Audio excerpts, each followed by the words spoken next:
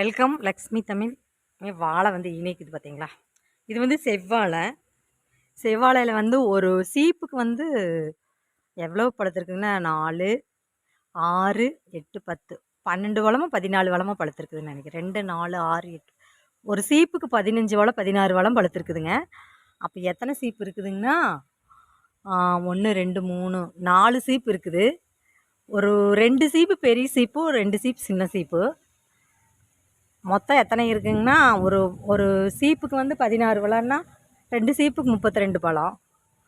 அப்போ 4 சீப்புக்கு எவ்வளோ? 40, 40, 4, 6, 24, 60 பழத்துக்கு மேலே இருக்குதுங்க. ஒரு பழம் வந்து உங்களுக்கு 20 ரூபாயின்னு விற்கிறாங்க. அப்போ இப்போ ஒரு 10 ரூபா போட்டாங்க கூட எவ்வளோங்க? இந்த சீப்புக்கு 600 ரூபாய் ஆயிடுச்சு இல்லைங்களா?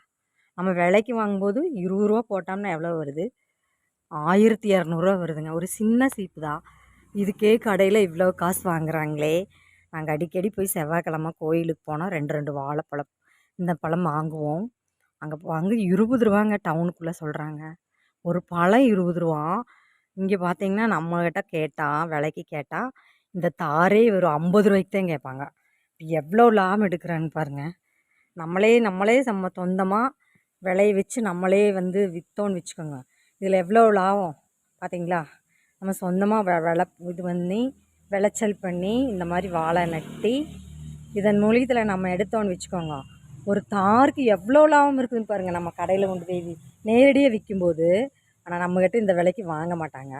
கடையில் போனோம்னா சொன்ன விலைக்கு வாங்கிக்குவாங்க. இதுதாங்க மனிதன் இது. நம்ம மட்டும் கொண்டு கொடுத்தோன்னு வச்சுக்கோங்க, வலி கொடுத்தோம் ரொம்ப சீப்பாக நம்மளை கேட்பாங்க. கடையில் போனால் கொடுத்த காசை வாங்கிட்டு கம்முன்னு வந்துடுவாங்க. இதுதாங்க உலகம். பார்த்தீங்களா? சேனக்கிழங்கு வந்துட்டுருக்குது.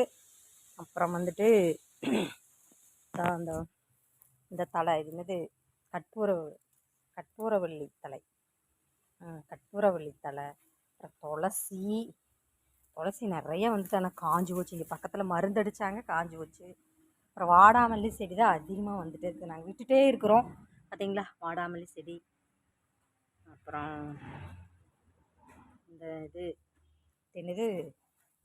இது பொன்னாங்கண்ணி, இந்த கரிசலாங்கண்ணி, ஒரிஜினல் கரிசலாங்கண்ணி இது நிறைய வந்திருக்கு. பார்த்தீங்களா? சட்னி அரைக்கணும்.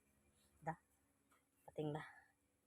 நான் அப்படியே முளைக்க வச்சு நிறைய வாடாமல்லி செடி பார்த்தீங்களா நிறைய முளைச்சிருக்கு. நான் அப்படியே பயிர் மாதிரி விட்டு நான் வளர்த்திட்ருக்குறேன். கூட துளசி வந்துட்டுருக்கு. துளசி செடியெல்லாம் வந்துட்டுருக்குது. பார்த்தீங்களா? நான் வாடாமல்லி செடி, இந்த மாதிரி செடி. அப்புறம் கீரை வந்து பார்த்தீங்களா? கீரை வந்து இது என்ன